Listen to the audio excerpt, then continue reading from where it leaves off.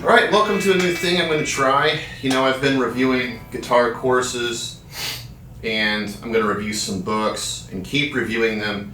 But the whole point of this is I'm learning the fretboard more and more technique to get better. I'd consider myself probably a late beginner, early intermediate player, especially terrible on video. I lose about 50% of my playing ability almost immediately. So practicing in public like this, I can get two birds stoned at once, so we can look at these courses, figure out what's important to practice together, kind of build a community where we're all just trying to get better at this instrument. I like metal, blues, jazz, roots. I like a lot of stuff, so it's not really genre. We're genre neutral. So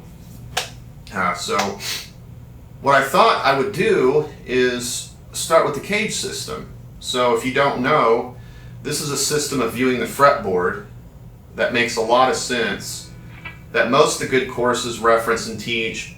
Almost all the players know it. I think most players know a couple of different approaches to the fretboard, which I think is probably wise for all of us. But starting with cage lets us see where all our chord tones and scale notes are that we want to target. It's important to know your goals. So I'm not a teacher. Again, we're practicing. But the goal for me is, on one hand, improve my technique, which I'm not doing with the cage system right yet, but also know the fretboard because I want to be good at writing, coming up with melodies, improv. I can't come up with a single downside. I know we get scared of theory, but for me, this isn't theory, this is just fretboard knowledge. And as I've been practicing this hard over the past year or so, it's made the fretboard made the fretboard shrink a little bit to where it's starting to not be so intimidating. So again, I'm not a teacher.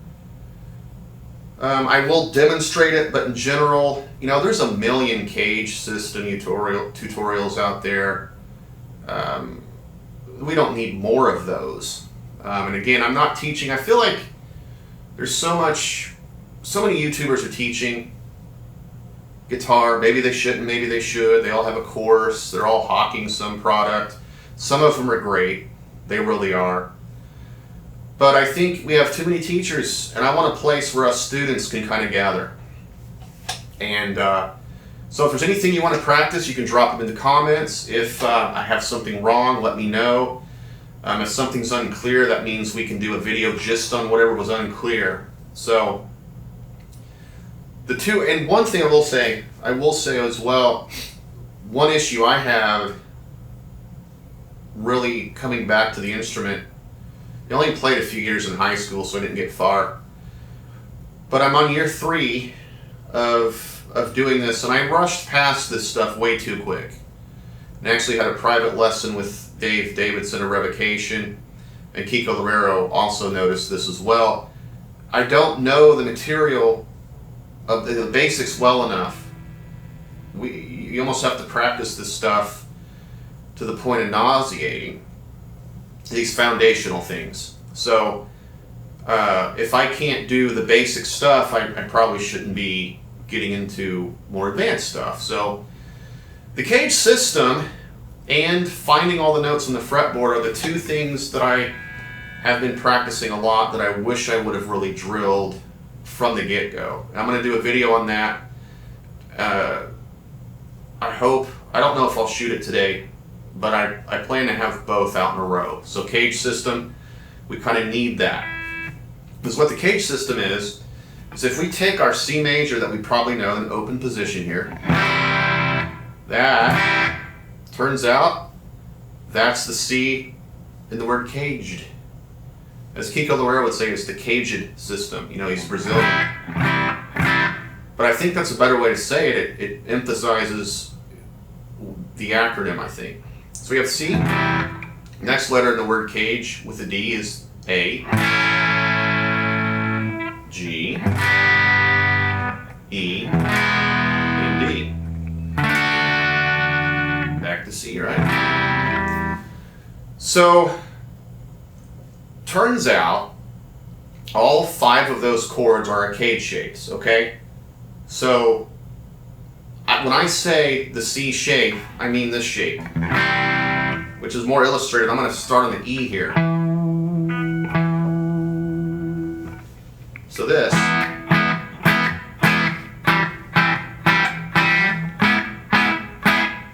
Same thing, we're just doing a bar. So the E shape is the one we probably all know. That's 0, 2, 2, 1.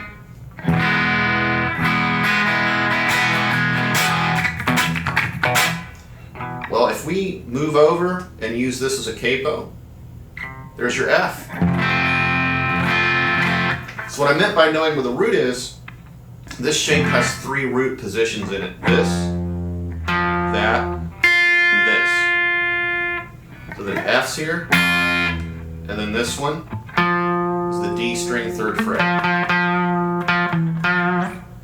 So whenever I put, you know, I could come down here and say, well, that's C, so here's C. You can get it here. So it gives us movable chords. That's not super useful for the fretboard part, but it does make it where you won't need a chord book. You know, it'll be like you use these 5 shapes. I'll just go ahead and spoil it a little bit. Each 5 shape has a major, minor, all the 7 types, you know, dominant 7, major 7, minor 7, minor 7, flat 5.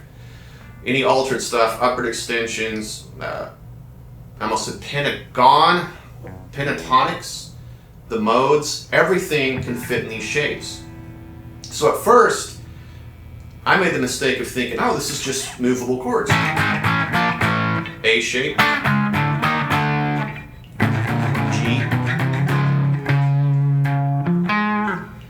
and the D shape. But really, you'll hear people say I target the chord tones when I do leads and solos and melodies, and I can see them up and down the neck using the cage system. It's because they connect. And that's the first way I practice this, is take the C. Now say to yourself, where am I at in the acronym? We're at the start. And it does go in order. The next one up the neck, it joins on the root here, is the A shape. After A is the G, so we take the C and build that. And I just play on this with the top strings or the bottom. I don't try to get the whole, this G shape. It ends up being like that. Ugh. I can't really even do it. If I really worked on it, I could, but I've never thought I need to do the full shape, because when we get into practicing triads, I think we'll realize, you know, the real money move is to use these triads, you know. So we're going to practice those, because that's personally what I've been drilling a lot of, is that in the minor pentatonics. So these connect. Whoops. I switched from C to B. Let's start over.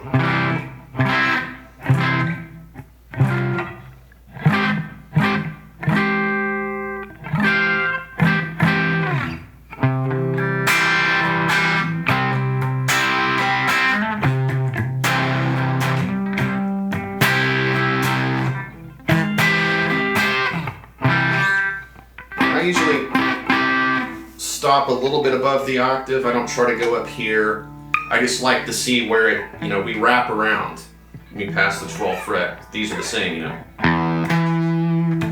So G looks like this down here. There's the, but we got to bar that. So what we can do to practice it, for example, is I like to go through the circle of fourths. So that's B, E, A, D, flat, all flat, G flat or F sharp, whatever you want to call it. Technically it would probably be more useful to say F sharp. Then we do B again, B, E, A, D, just not flat with the G, and then C, F. And it tends to walk down like,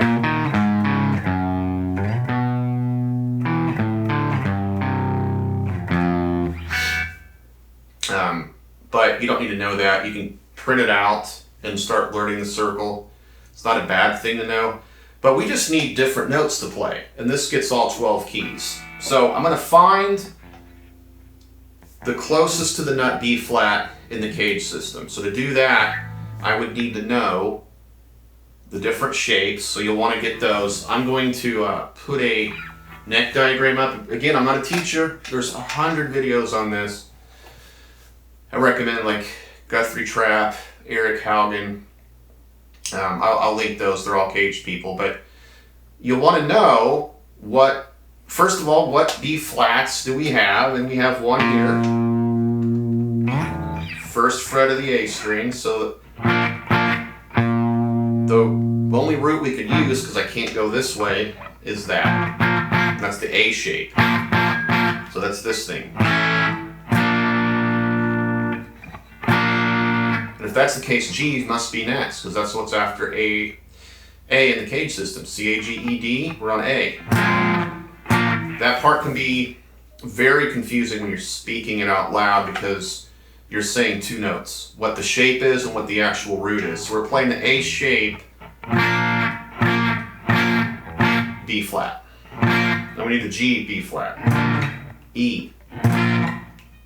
We're going to the D. Now you could do this and make a power chord out of it, but I just really like that third in the bass. And the flat it to a minor is just... Then we're back to the C shape, which is my nemesis. This is one I need to practice because I have a tendency to miss some of those. So what I would do off camera is take my hand like this, just back and on.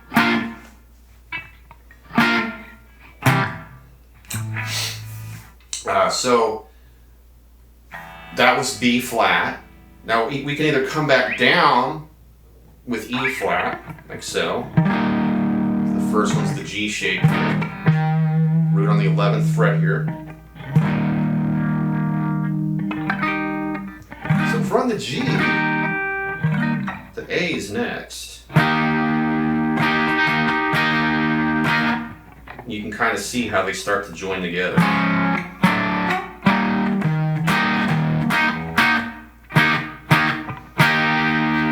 We got the C.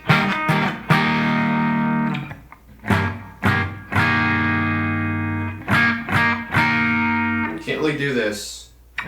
The open strings would be a half step too high. So next would be A flat. I'm going to come up with A flat. There's an A, so there's flat. I'm going to use the G shape. That shares a root with the E shape. G, E, D. That may be my education level. Pretty smooth brain sometimes. Then we're up here on the C shape. A. And I can do the G again. So you get the point. I think the idea is to get it where we're so fast with it that you don't have to think. It's just instant. And what's useful about this, in my opinion, is later we overlay the scales and stuff right in those shapes. So if my hand is here, doesn't matter where your hand is on the fretboard, every chord you ever could want can be found here. And let's test that theory. So right here, a lot of people were doing it in E like this.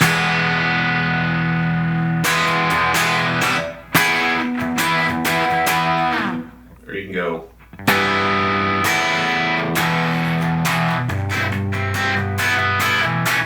But where's an E over here?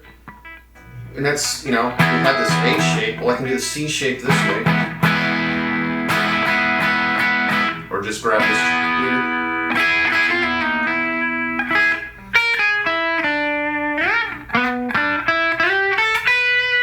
See the pentatonics in it. So it ties it all together, but what we have to do,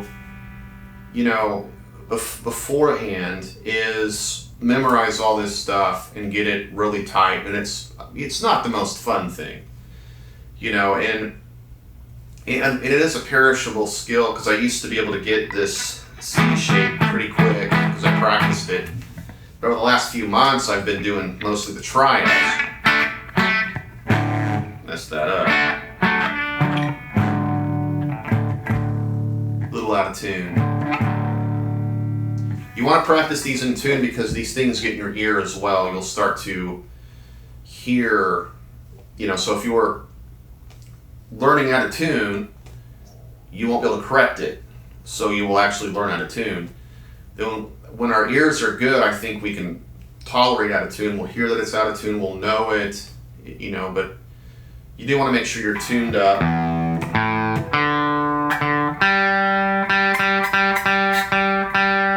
where I live,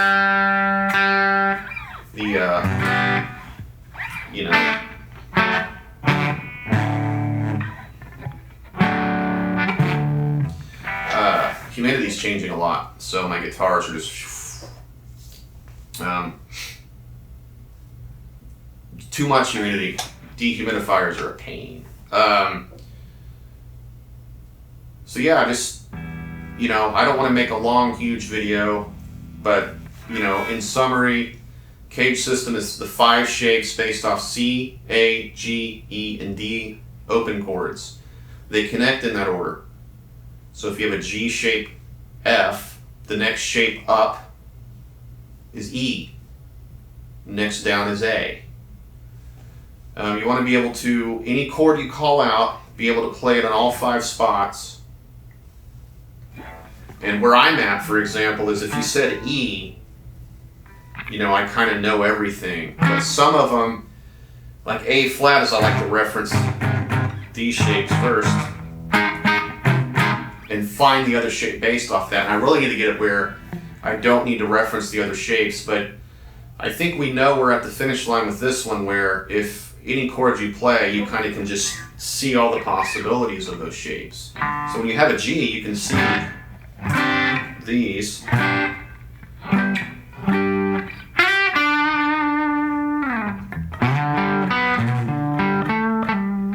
You can kind of get in there and find the chord tones. They always work. And I'll give you a little hint. When you have this E-shaped, this is an A here, E-shaped A. There's a minor pentatonic for that shape. Major. Whoops. Arpeggio. My favorite arpeggio on this is when you go to the G shape. Or, not the G shape. This D shape is what I meant. Yeah, that's it. The summary is, it's nice that my favorite arpeggio is the one I couldn't play. That's how making videos works. Up here I was changing into the minor triad on accident, because there is that shape, so this minor.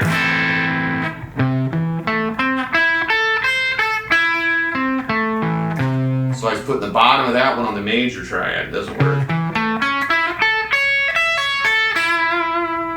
That connects us to here.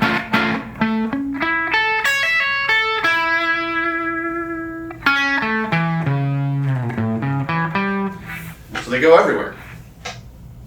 And everything's going to build off it. So the quicker we are with where the notes are, where the root notes are, which I'll do a video on finding that, and where in the cage system shapes, because if you can get yourself in one of these shapes and see it, you have infinite possibilities.